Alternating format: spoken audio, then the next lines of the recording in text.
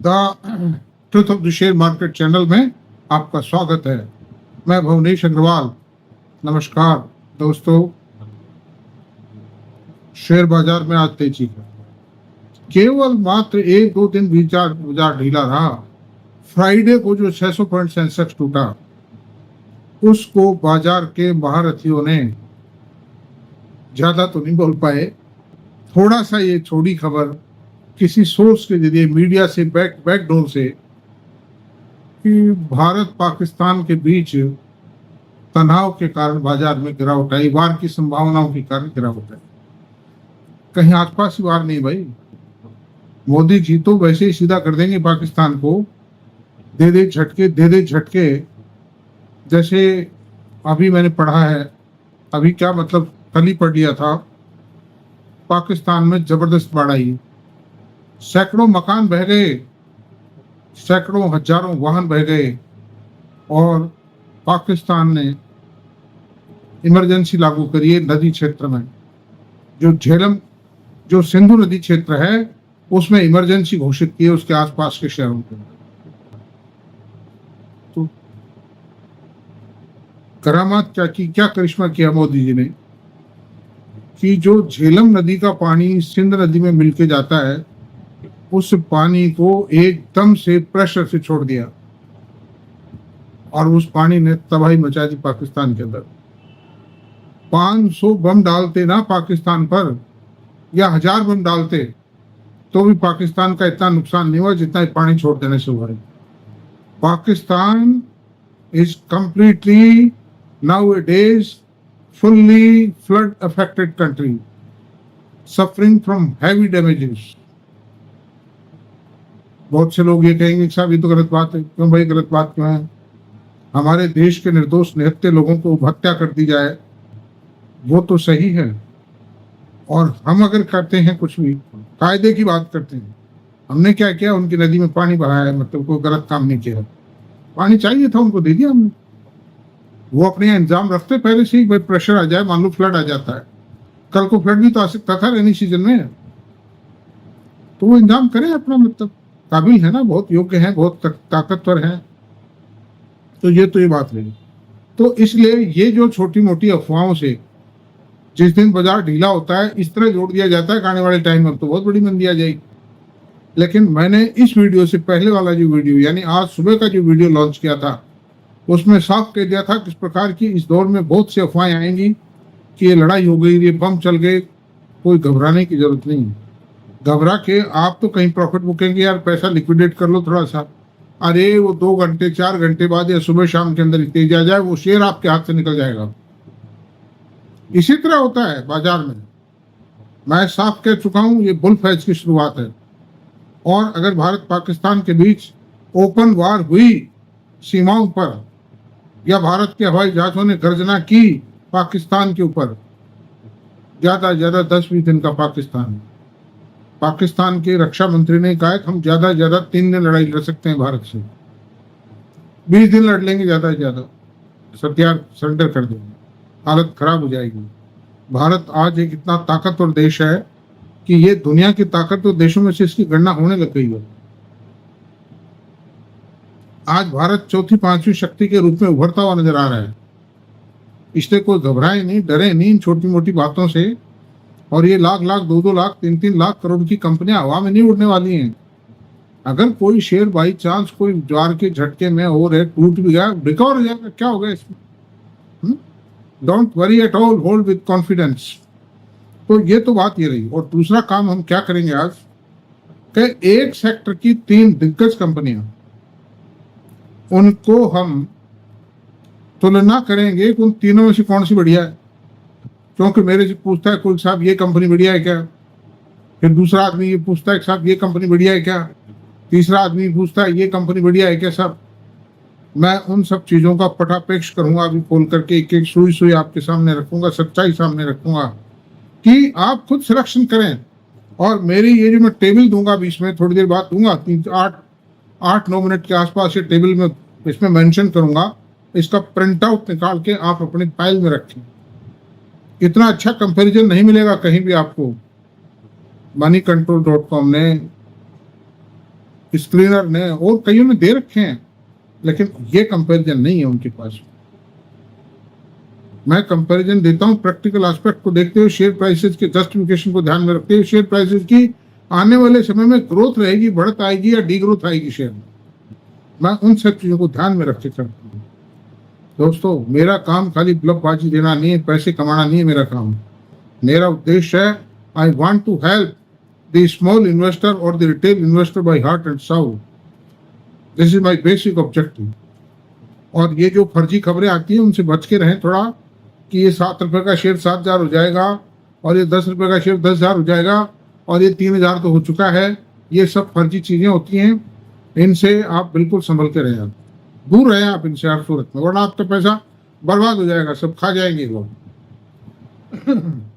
और कोई ना कोई चीटिंग 420 करके भोले भाले लोगों को फंसा ही ले जाते हैं चालाक आदमी, उनसे दूरी मेंटेन कीजिए पूरी हर चीज की, जब तक आप खुद सच्चाई को तस्दीक ना कर लेंगे। मैं कहता कहूँ भाई, मैं यही तो कहता हूँ, पढ़ो लिखो समझो इन चीजों को यार। एक महोदय ये कहते हैं साहब हम पढ़ाई लिखाई हम कर लेंगे, तो फिर आपकी क्या जरूरत है, आपके वीडियो क्यों देख? अरे मेरे वीडियो भी देखो और उनसे सीखो भी यार। ज्ञान कोई बुरी चीज है क्या? है भाई, ज्ञान बुरी चीज है क्या? मतलब self occupied knowledge is it a bad thing? मेरे जो वीडियोस का स्तर है तो बहुत हाई है, मतलब I am delivering a very very high level of knowledge. लेकिन आप लोग कुछ बेसिक चीजें, मोटी चीजें तो सीखो यार, मतलब तो खैर, अब चलते हैं। अब आप आतुर होंगे कि कौन सी सेक्टर का कंपैरिजन करूंगा। मैं शिप बिल्डिंग सेक्टर, खासतौर से पीएसयू सेक्टर।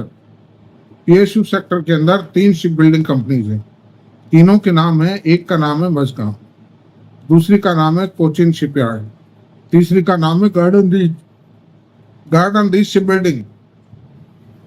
अब इनका कंपैरिजन करता हूं मैं आपके सामने, बाकायदा टेबल बनाई है, 3 घंटे मेहनत की है मैंने इसमें। पी रेशो क्या है देखिए, आप एक एक का देखिए। मझगांव का पी रेशो 40.60 है, टीटीएम पर आधारित होता है पी रेशो। ट्रेलिंग 12 मंथ्स की जो ईपीएस है उसको इक्विटी से डिवाइड कर देते हैं, पी रेशो आ जाता है, तो ये 40.60 का पी रेशो है। कोचिन शिपयार्ड का 48.1 है और गार्डन रीच शिप बिल्डिंग का 50.7। इन तीनों कंपनियों में सबसे कम अगर पी रेशो है तो वो है मझगांव का। अब मार्केट कैप पे विचार करते हैं। मार्केट कैप है मझगांव का 1,11,754 करोड़, कोचिन शिपयार्ड का है 39,534 करोड़ रुपए और गार्डन रीच का है 20,014 करोड़, 20,014 करोड़ रुपए। कोचिन शिपयार्ड का 39,534 करोड़ रुपए और मझगांव का है 1,11,754 करोड़ रुपए। तो पी रेशो सबसे कम है, मार्केट कैप सबसे ज्यादा है। तो ये तो सिद्ध हो गया, this is the largest company among all these 3 company. और सस्ती है, पी रेशो कम है, सस्ती है कंपनी। सेल्स टीटीएम, टीटीएम सेल्स है दोस्तों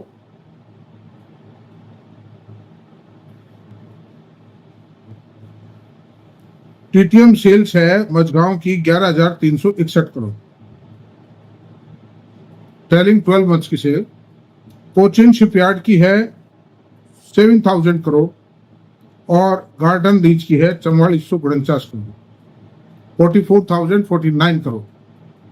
तो साइज में लार्जेस्ट है, हाईएस्ट सेल है मझगांव की। सेकंड नंबर पे कोचिन है, थर्ड पे गार्डन रीच। अभी चलते चलो आगे, देखो सारे राज खुलेंगे। प्रॉफिट ग्रोथ,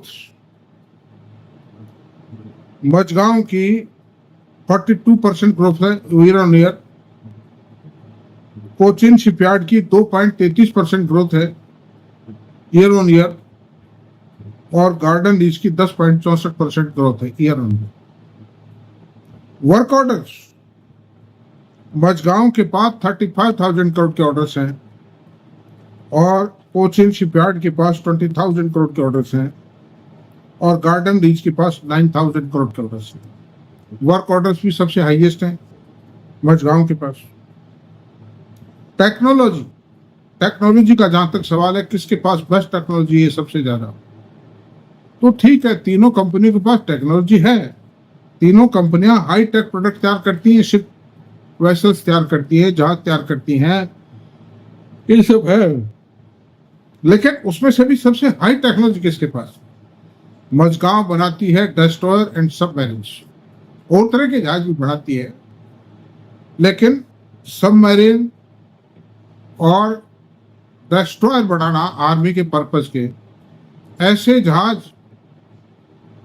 जो जिनके ऊपर से हवाई जहाज, लड़ाकू विमान उड़ान भर सकते हैं, यानी हवाई अड्डे हो गए होते, इतने बड़े विमान है और इतने हाई टेक्नोलॉजी है, और दुश्मन में दूर तक मिसाइलें दाग सकते हैं, मतलब 1500 किलोमीटर दूरी तक भी मिसाइल दाग सकते हैं, ऐसे जहाज बनाते हैं।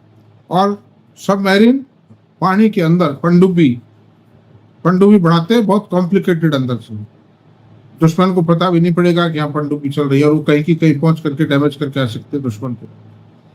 और ये जो है कोचिन शिपयार्ड वगैरह, कोचिन शिप है, गार्डन शिप है, ये ज्यादा इनका काम मर्चेंट शिपिंग में है, मर्चेंट शिपिंग में है इनका ज्यादा काम। तो सबसे हाईएस्ट टेक्नोलॉजी में भी मझगांव, बुक वैल्यू 181 पर मझगांव की, कोचिन शिपयार्ड की 202 रुपए है, और गार्डन की 161। तो ये क्या है कि मझगांव की ही हाईएस्ट है। कारण क्या है कि मझगांव का शेयर 5 पेड अप और कोचिन का 5 पेड अप है, लेकिन बुक वैल्यू में वैसे कोई ज्यादा फर्क नहीं। अच्छा, दूसरी बात, गार्डन का शेयर 10 पेड अप है, 10 फेस वैल्यू का है, लेकिन फिर भी इसकी वैल्यू बहुत कम है, इसकी वैल्यू तो उसके मुकाबले। डिविडेंड यील्ड, मझगांव की डिविडेंड यील्ड 0.54% है, कोचिन शिपयार्ड की 0.67 है, और गार्डन की 0.56%। तो ये डिविडेंड यील्ड जो है, ये ठीक है, मझगांव की थोड़ी कम है, इनकी थोड़ी सी कम है, कोई बहुत ज्यादा फर्क नहीं है, 0.10, 0.5, 0.02 का फर्क है, वो कोई विशेष बात। Profit CAGR of 3 years, of 5 years, 5 year profit CAGR को काउंट करते हैं दोस्तों, तो प्रॉफिट CAGR कोचिन की 29% है 5 years की, कोचिन की 11% है, और गार्डन लीज की 25%। सबसे हाईएस्ट CAGR है प्रॉफिट CAGR 5 साल की। मार्जिन, मझगांव का 22% मार्जिन है, कोचिन का 22% मार्जिन है, और गार्डन का 7% मार्जिन है। तो आप देख लीजिए क्या हालत है, सब मार्जिन में भी सबसे हाईएस्ट है, कोचिन के बराबर है, और तीनों में सबसे हाईएस्ट माना जाएगा इसको। TTM CAGR बताता हूं मैं आपको, ये देखिए 3 years में मझगांव की 47% की CAGR थी, विच इज वंडरफुल CAGR, और 5 और 10 years में 72%, 5 years में 72% CAGR है इसका मझगांव का। ये 3 years का CAGR बता रहा हूं। इस तरह से CAGR 72% CAGR किसको कहते हैं 5 साल का, नहीं इस साल का, सॉरी इस साल का, करंट ईयर का 72% है, मतलब क्योंकि इस साल इसकी ग्रोथ जो आ रही है 72% से ज्यादा ग्रोथ आ रही है। तो इन ऑल रेस्पेक्ट, आज के 1.5 साल पहले, नहीं 1.5 साल भी नहीं, 10 महीने पहले, चुनाव परिणाम आने के करीब 1 माह पहले, 20-25 दिन पहले, मैंने इन तीनों कंपनीज के बारे में एक वीडियो बनाया, और उस समय भी इस प्रकार का सारा तुलनात्मक विवरण दिया था। तो उसके बाद में मझगांव तो गया था रेट 5800 रुपए, 10 पेड अप शेयर का रेट गया 5800 रुपए, 10 फेस वैल्यू मान लिया। पेड अप में आप कहते समझते नहीं, हम सब फेस वैल्यू, वैसे कंपनी लोग के अंदर ये जो वर्ड है, ये paid up value. Cochin shipyard का जो भाव गया था वो चला गया था 6000, और गार्डन का भाव भी करीब 4,500-5,000 रुपये चला गया। तो मझगांव का जो रेट है वो तो रिकवर कर गया गिर करके, बाजार की हालत खराब हुई, थोड़ा गिर गया था। कुछ इसके प्रोस्पेक्ट्स में भी क्वेश्चन मार्क बताए थे, जैसे आईसीआई डायरेक्ट ने और एक आध ब्रोकरेज ने ये कह दिया था कि साहब 1-1.5 साल बाद इस शेयर का रेट 1,000 पर जाएगा, 970 पर रेट हो जाएगा। और भी एक आध महाशय है जिनका नाम मैं नहीं लेना चाहता, उन्होंने भी कहा था सेल तो बढ़ नहीं रही कंपनी की, और ये साहब मतलब ये कैसे चलेगा, प्रॉफिट बढ़ रहा है। प्रॉफिट एक बार बढ़ जाए, 2 बार बढ़ जाए, ये तो 4 क्वार्टर की वर्किंग आ चुकी है, उसके बाद तो ये तो लगातार बढ़ रहा है और सेल भी बढ़ रही है। सेल में भी 20-25% का इजाफा आ रहा है। और दूसरी बात, मझगांव को जितना बड़ा ऑर्डर मिलने वाला है, 60-70 हजार करोड़ का ऑर्डर मिलने वाला है गवर्नमेंट ऑफ इंडिया से डिस्ट्रॉयर और सब मेरीन्स के लिए, in collaboration with German technology. वो मिलेगा, वो इवेल्युएशन चल रहा है उसका। जहाज एक बहुत बड़ा काम होता है, पनडुब्बी एक बहुत बड़ा काम होता है, बहुत हाई टेक है, तो उसका इवेल्युएशन चल रहा है, क्योंकि उसमें कुछ स्पेशल फीचर्स भी। तो अंडर दिस सर्कमस्टेंसेस दोस्तों, मुझसे बहुत लोग ये पूछते हैं, मैं हमेशा ये कहता हूँ कि ऐसी चीज क्यों रखते हो यार जो कंपैरेटिवली कमजोर है। मतलब आप मजबूत चीज को रखिए, वर्थ वाइल चीज को रखिए, जिसका पी रेशियो कम है उसको रखिए, जिसमें ग्रोथ ज्यादा है उसको रखिए। ना ग्रोथ कमजोर है, पी रेशियो बहुत ज्यादा है, वर्क ऑर्डर्स बहुत कम है, ऐसी सूरत में ऐसी चीजों को क्यों रखते हुए। लेकिन नहीं मानते साहब, नहीं साहब ये तो बढ़ेगा साहब। कारण क्या है कि कोई ना कोई टीवी पे सवाल पूछ लेते हैं, कहीं और पूछ लेते हो कि नहीं बहुत अच्छा है, गार्डन तो बहुत अच्छा है, नहीं कोचिन तो बहुत अच्छा है, चलेगा, ये तो डिफेंस का शेयर है। अरे भाई डिफेंस का चलेगा, मानता हूँ चलेगा, लेकिन कौन सा चलेगा 3 जहाजों में से, 3 कंपनियों में से, विच इज बेस्ट, ये तो कंपैरिजन करो। तो खैर ये कंपैरिजन मैंने आपको पेश कर दिया है, आप टेबल स्क्रीन पे मिला लीजिए इसको, और आपको पसंद आए तो आप इसका प्रिंट आउट निकाल के रख लीजिए। और परचेज खरीद का मेरा कोई मतलब रेकमेंडेशन नहीं है, ये मेरा काम नहीं है। तो थैंक यू वेरी मच। इसको आज चर्चा को यही समाप्त करते हैं दोस्तों। अगर आपको अगर मेरा वीडियो पसंद आया हो तो आप इसको सब्सक्राइब करें, लाइक करें, शेयर करें, कमेंट करें। Thank you very much.